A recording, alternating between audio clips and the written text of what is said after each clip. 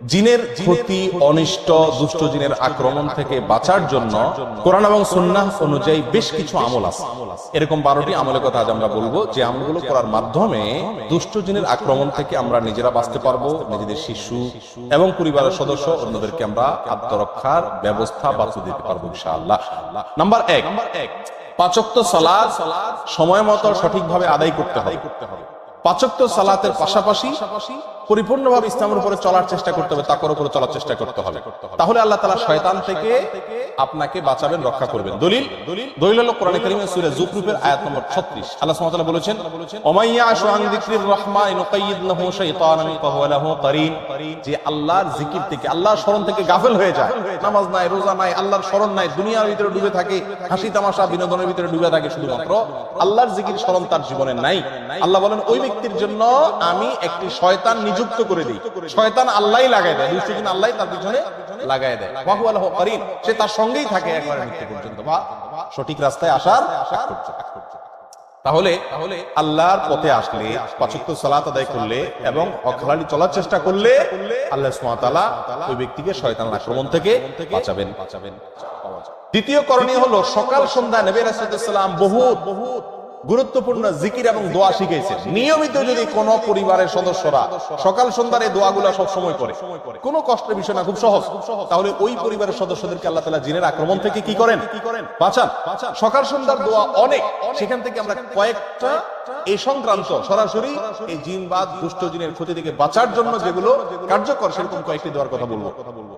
এর ভিতরে একটা দোয়া হলো আউযু বিকালিমাতিল্লাহি তাম্মাতি মিন শাররি মা খালাক, অর্থাৎ আমি আশ্রয় চাই আল্লাহর পূর্ণাঙ্গ কালিমার, পূর্ণাঙ্গ বাক্যের মাধ্যমে আল্লাহ যত সৃষ্টি করেছেন ক্ষতিকর বস্তু, সেগুলোর ক্ষতি থেকে। তাহলে দুষ্ট জিনও আল্লাহর ক্ষতিকর সৃষ্টি, বা সে আমার ক্ষতি করতে পারে, তার ক্ষতি থেকে আল্লাহর কাছে আশ্রয় চাইলাম। এই দোয়াটি যদি 3 বার সকাল এবং সন্ধ্যা পাঠ করে, সহিহ মুসলিম হাদিসে আসছে, আরো অন্য হাদিসের কিতাবে আসছে, আল্লাহ তাআলা সারাদিন সারা রাত ওই ব্যক্তিকে সব ধরনের বস্তুর ক্ষতি থেকে, জিনের দুষ্ট জিনের ক্ষতি থেকে আল্লাহ তাআলা কি করবেন?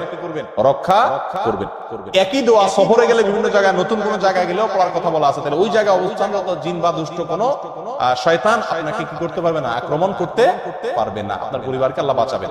আর এমনিও সাধারণ অবস্থাতে দোয়া বেশি বেশি পড়া উচিত, বিশেষ করে বাচ্চাদেরকে দোয়া পড়ে ফু দেওয়া উচিত। আউযু বিকালিমাতিল্লাহি তাম্মাতি মিন শাররি মা খালাক, 3 বার সকাল, 3 বার সন্ধ্যা। সকাল সন্ধ্যা পাঠযোগ্য দ্বিতীয় আরেকটি আমল হলো আয়াতুল কুরসি পাঠ করা।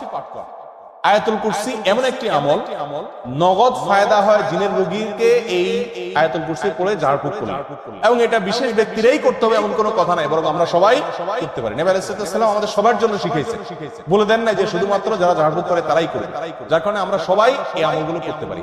আয়াতুল কুরসি এটা 3 সময় বিশেষভাবে পড়ার কথা আছে। এক হলো সকাল এবং সন্ধ্যায়, আরেকটা হলো যে 5 ওয়াক্ত নামাজের পরে একবার করে, আরেকটা হলো শোয়ার সময়। শোয়ার সময় যদি কেউ আয়াতুল কুরসি পড়ে, তো আল্লাহ সুবহানাহু ওয়া তাআলা তাকে সারা রাত শয়তানের আক্রমণ থেকে বাঁচায় রাখেন। এর ভিতরে বর্ণিত আছে যে ব্যক্তি আয়াতুল কুরসি সকাল এবং সন্ধ্যায় একবার করে পড়বে, আল্লাহ সুবহানাহু ওয়া তাআলা শয়তান থেকে রক্ষা করবেন। তারগীব এবং তারহিব হাদিসটি বর্ণিত হয়েছে। আর 5 ওয়াক্ত সালাতের পরেও আছে, অতএব আয়াতুল কুরসি পড়ব। সকাল সন্ধ্যা আমলের ভিতরে আরেকটি আমল আছে, যে আমলটি হলো সূরা ইখলাস 3 বার, সূরা ফালাক 3 বার, সূরা নাস 3 বার। এগুলো 3 বার যদি পাঠ করা হয় সকাল এবং সন্ধ্যায়, আল্লাহ তাআলা সব কিছুর ক্ষতি থেকে বাঁচায় রাখেন। সুনান আবু দাউদ তিরমিজি হাদিসটি বর্ণিত হয়েছে। সকাল সন্ধ্যার আমল হলো বিসমিল্লাহিল্লাযী লা ইয়াদুররু মা ইসমিহি ফিল আরদি ওয়ালা ফিস সামা ওয়া হুয়াস সামিউল আলিম। এই দোয়াটি সকালে 3 বার, সন্ধ্যায় 3 বার পাঠ করা। দোয়ার অর্থ হলো ওই আল্লাহর নামে আমি শুরু করতেছি সকাল বা সন্ধ্যা, যে আল্লাহর নামে কোনো কিছু কোনো ক্ষতি করতে পারে না।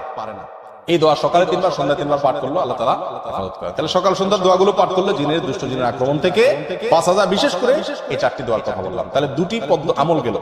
1 নম্বর আমল হলো যে 5 ওয়াক্ত নামাজ এবং হকালি তাকওয়ার উপর চলার চেষ্টা করা। 2 নম্বর আমল হলো সকাল সন্ধ্যার দোয়াগুলো নিয়মিত পড়ার চেষ্টা করা, বিশেষ করে এই দোয়াগুলো। 3 নম্বর আমলে আসি। 3 নম্বর আমল হলো খাবার গ্রহণ করার সময় বিসমিল্লাহ পাঠ করা। কারণ হাদিসে আসছে, নবী আলাইহিস সালাম বলেছেন, সহিহ মুসলিম বর্ণিত হয়েছে, যদি কেউ খাদ্য গ্রহণের সময় বিসমিল্লাহ না বলে, তখন শয়তান তার খাবারে যোগ দেয় এবং তার সঙ্গে খাবারে অংশগ্রহণ করে। তাহলে শয়তান থেকে, আপনার খাবার থেকে বাঁচাইতে চাইলে খাবার শুরুতে কি পড়তে হবে? বিসমিল্লাহ। এবং সবাইকে এটা শিখাইতে হবে পরিবারে, যে বিসমিল্লাহ ছাড়া কোনো খাবার শুরু করা যাবে না। একইভাবে ঘরে প্রবেশের সময় বিসমিল্লাহ পড়ে প্রবেশ করতে হবে, কারণ এই বিষয়ে হাদিসে বর্ণিত হয়েছে, নবী আলাইহিস সালাম বলেছেন, যে ঘরে ঢোকার সময় যদি কেউ বিসমিল্লাহ বলতে ভুলে যায়, তখন শয়তানের দলনেতা বলে যে এই বাসায় আজকে থাকার এবং রাত্রে এদের সাথে খাওয়ার সুযোগ হয়ে গেল, ঢুকো সবাই। দলে দলে আপনার সাথে শয়তান ঢুকে পড়ে এবং আপনার ক্ষতি করে। আর যদি বিসমিল্লাহ কেউ পড়ে, তখন শয়তান আর তার দলনেতারা বলে যে আজকে এই বাসায় থাকার এবং খাওয়ার সুযোগ হইল আর না। এই জন্য বাসায় যতজন ঢুকবে, যে কোনো রুমে থাকবেন, আপনি ঢোকার সময় কি পড়বেন? বিসমিল্লাহ পড়বেন। 4 নম্বর আমল হলো হাই আসলে হাত দেওয়া বা কোনো কিছু দিয়ে মুখ ঢাকা। এটা পরীক্ষিত, যাদেরকে জিনে আক্রমণ করে এরকম বহু রোগীকে দেখেছি আমরা, যে তারা বেশি বেশি হাই তুললে ওই সুযোগে জিন বা দুষ্ট জিন শয়তান মানুষের শরীরে প্রবেশ করে মানুষের ক্ষতি করার চেষ্টা করে। এই জন্য হাই তোলার সময় হাত দিতে হবে। নবী রাসূলুল্লাহ সাল্লাল্লাহু আলাইহি ওয়াসাল্লাম এটা শিখাইছেন, সহিহ মুসলিম আবু দাউদে হাদিসটি বর্ণিত হয়েছে। 5 নম্বর আমল হলো ঘুম থেকে ওঠার পর ওযু করার সময় নাকে পানি দিয়ে নাক ঝাড়া। কারণ হাদিসে আসছে রাতে যখন মানুষ ঘুমায় নাকের বাঁশের ভেতরে শয়তান গিয়ে বাসা বাঁধে। যদি নাকে পানি দিয়ে ঝাড়ে 3 বার, তখন সে বের হয়ে যেতে বাধ্য হয়। 6 নম্বর আমল হলো শয়তান এবং দুষ্ট জিনের আক্রমণ থেকে বাঁচার জন্য পরিষ্কার পরিচ্ছন্নতা অবলম্বন করা। কারণ অপরিষ্কার এবং নোংরা জায়গায় শয়তানের অবস্থান থাকে। এ বিষয়ে বিভিন্ন বর্ণনা পাওয়া যায় এবং আল্লামা ইবনে তাইমিয়া রাহিমাহুল্লাহ বলেছেন, সাধারণত দুষ্ট জিনেরা ময়লা আবর্জনা মলমূত্র ত্যাগের খারাপ জায়গা এগুলোতে থাকে। বাসা বাড়িতে মলমূত্রের গন্ধ, পোলাপানের মলমূত্র হোক আর বড়দের হোক, এরকম যদি থাকে এবং ময়লা আবর্জনা পড়ে থাকে এবং সেগুলো ফালাই না হয় সময় মতো, তাহলে সেখানে শয়তান বা দুষ্ট জিন বাসা বাঁধে। এই জন্য ওখান থেকে পরিষ্কার, ঘরবাড়িকে এগুলো থেকে পরিষ্কার রাখতে হবে। 7 নম্বর আমল হলো পেশাব পায়খানা দুষ্ট জিনের বড় একটা আখড়া। এটা পরীক্ষিত একটি বিষয়, সাহসোয়া বর্ণিত হয়েছে হাদিসে বিষয়, যে টয়লেটে পেশাব পায়খানার জায়গাতে বাথরুমের ভিতরে দুষ্ট জিন তার বাসা বাঁধে, নোংরা জিনেরা বাসা বাঁধে। সেই জন্য টয়লেটে যাওয়ার সময় দোয়া পড়লে তার ক্ষতি থেকে বাঁচা যায়। দোয়াটা কি? আল্লাহুম্মা ইন্নী আউযু বিকা মিনাল খুবুসি ওয়াল খাবাইস। আল্লাহ, আমি আপনার কাছে আশ্রয় চাই দুষ্ট জিনের আক্রমণ থেকে। এটা বাথরুমে ঢোকার আগে পড়তে হয়। কেন? টয়লেটে ঢোকার আগে এই জন্য পড়তে হয় যে ওইটার ভিতরে দুষ্ট জিনের আখড়া থাকার আশঙ্কা আছে এবং আপনাকে সে কোনোভাবে ক্ষতিগ্রস্ত করতে পারে। 8 নম্বর আমল হলো ঘরে বেশি বেশি কোরআন তেলাওয়াত করা, বিশেষ করে সূরা বাকারা তেলাওয়াত। এবং কোরআন তেলাওয়াত করলে যাদের ভিতরে জিনের সমস্যা আছে, এরা পাগলের মতো ছটফট করতে থাকে এবং একটা পর্যায়ে সুস্থ হয়ে যায়। একবারে চোখের সামনে এরকম ঘটনা আপনারা শত শতবার দেখছেন যারা সৌদি আরবে আছে। তো কোরআন তেলাওয়াতের আমলের মাধ্যমে দুষ্ট জিন থেকে বাঁচা যায়। ঘরে কোরআন তেলাওয়াতের সিস্টেম চালু রাখতে হবে, নিজেরা না পারলে রেকর্ড করা কোরআন তেলাওয়াত চালু রাখতে হবে, তবুও কোরআন তেলাওয়াতের অভ্যাস ঘরের ভিতরে চালু করতে হবে, বিশেষ করে সূরা বাকারা। কারণ সূরা বাকারার এক্ষেত্রে বিশেষ কার্যকর ক্ষমতা আছে। আল্লাহ সুবহানাহু ওয়া তাআলা সূরা বাকারার মাধ্যমে দুষ্ট জিনের আক্রমণ থেকে মানুষকে বাঁচান। 10 নম্বর আমল হলো কোন গর্তে পেশাব পায়খানা না করা। অনেকে ইচ্ছাকৃত ওই রাস্তার আশেপাশে, বিশেষ করে গ্রামে গঞ্জে গেলে দেখা যায় গর্তে পেশাব করে। গর্তে পেশাব করা নিষেধ। এক হাদিসে গর্তে পেশাব করতে নিষেধ করা আছে, নবী রাসূলুল্লাহ সাল্লাল্লাহু আলাইহি ওয়াসাল্লাম নিষেধ করেছেন। একজন বিখ্যাত তাবী কাতাদাকে জিজ্ঞাসা করা হয়েছে এর কারণ কি হতে পারে, কেন গর্তে পেশাব করতে নিষেধ করা হয়েছে হাদিসে।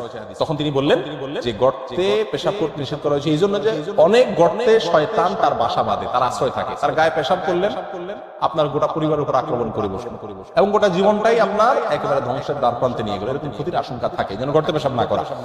10 নম্বর আমল হলো ঘরে কোনো সাপ দেখলেই হুট করে না মারা।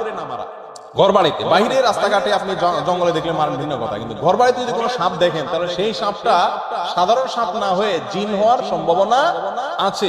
কারণ এই ব্যাপারে নবী সাল্লাল্লাহু আলাইহি ওয়াসাল্লামের হাদিসে পরিষ্কার ভাবে বলা আছে, যদি ঘরে বাড়িতে কোনো সাপ দেখো তোমরা, তাহলে হুট করে মারতে যাবে না।